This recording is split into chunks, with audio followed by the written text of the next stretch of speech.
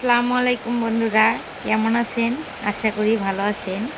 তো আজকের আমি এপিসোডে আপনাদেরকে ভিডিওর মাধ্যমে দেখাবো যে আসলে আত্মীয় স্বজন বা বাবা মা বা ভাই বোন বা বোন জামাই যে হোক না কেন, বা স্বামী সন্তান বা শ্বশুর শাশুড়ি বা আত্মীয় স্বজন, এভরিথিং যারা মনে করেন আমাদের বাহিরের থেকে ঘরের মানুষ, ঘরের থেকে বাহিরের মানুষ, এভরিথিং সবার কথা আমি বলতেছি। আপনি যদি আজকে খাওয়াইতে পারেন তো আপনি ভালো, আপনি যদি টাকা থাকে টাকা দিতে পারেন তো আপনি ভালো, আপনি যদি ওদের খোঁজখবর রাখতে পারেন তো আপনি ভালো। কিন্তু আপনাকে যে কেউ খোঁজখবর করলো না, কেউ দিল না, তাতে ওদের কিচ্ছু যায় আসে না। কিন্তু আসলে আমাদের বাঙালি মেয়েরা কি চায় জানেন? একটু শান্তি, একটু সুখ।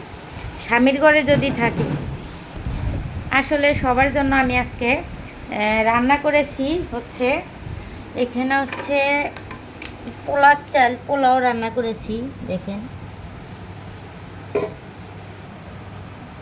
তারপরে হচ্ছে এখানে হচ্ছে সাদা ভাত,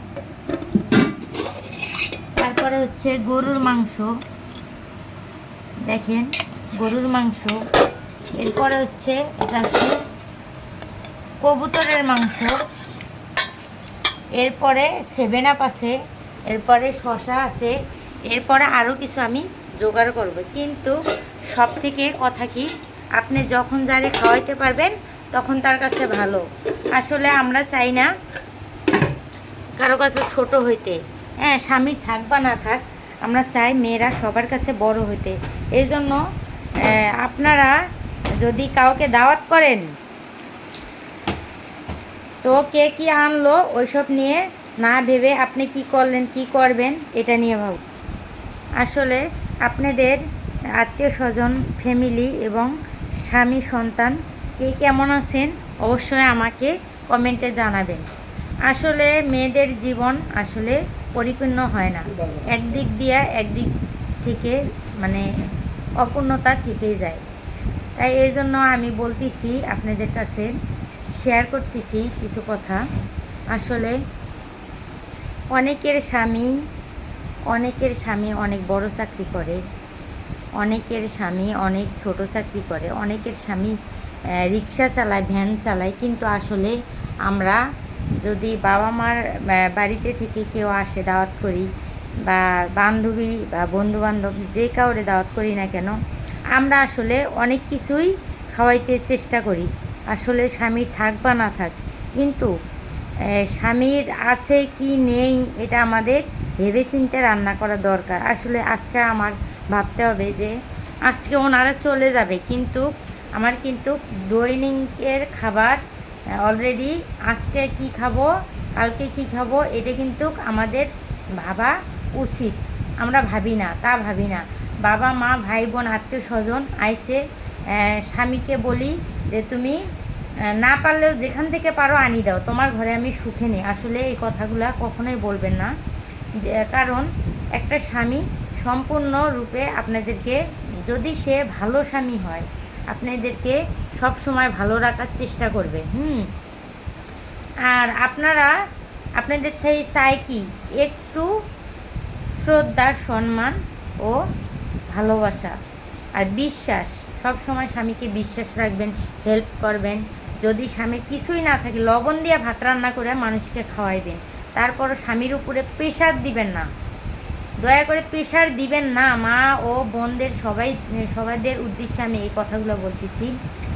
মা বোন বা ভাবি বান্ধবীরা যারাই আসছেন না কেন, আপনারা কখনোই প্রেশার দিবেন না জামাইরে যে তুমি এই জিনিসটা কেন আনো নাই, আমার দাওয়াত করছি, আমার বড় মুখ আছে, হ্যান ত্যান, এগুলা কখনোই বলবেন না। স্বামীর যা আছে তাই রান্না করবেন। স্বামীর ভাত আছে, শুধু লবণ দিয়া লবণ ভাত রান্না করে রাখবেন।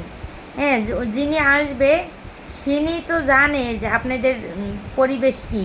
হ্যাঁ, ওনারা যদি আসার পর আপনাকে অপমান করে বা মুখ কুমড়া করে, তখন আপনি মুখের কাছে বলবেন যে আসলে এটা আপনাদের রেজেক্ট ছিল। আসলে আমার স্বামী অনেক চেষ্টা করে এই উপার্জনগুলো করেছে, দয়া করে কেউ মন খারাপ করবেন না। আর মেহমান তো সে নবীর আদেশ, মেহমানকে নবী অনেক শ্রদ্ধা সম্মান করতেন। কিন্তু আমরা অনেক শ্রদ্ধা সম্মান করি, কিন্তু স্বামীকে আঘাত করে নয়। যতটুক পারবো, যেতটুকুই পারি না কেন, স্বামীকে সম্মান সহিত রাখিয়ে পরে অন্যদেরকে সম্মান করব। ঠিক আছে বন্ধুরা, আপনাদের মাঝে অনেকক্ষণ সময় আপনাদের ব্যয় করলাম। তো যে কথাগুলো আমি বললাম সব কিছু মিলিয়ে নেবেন। আজকে টাকা আছে তো আপনার সম্মান আছে।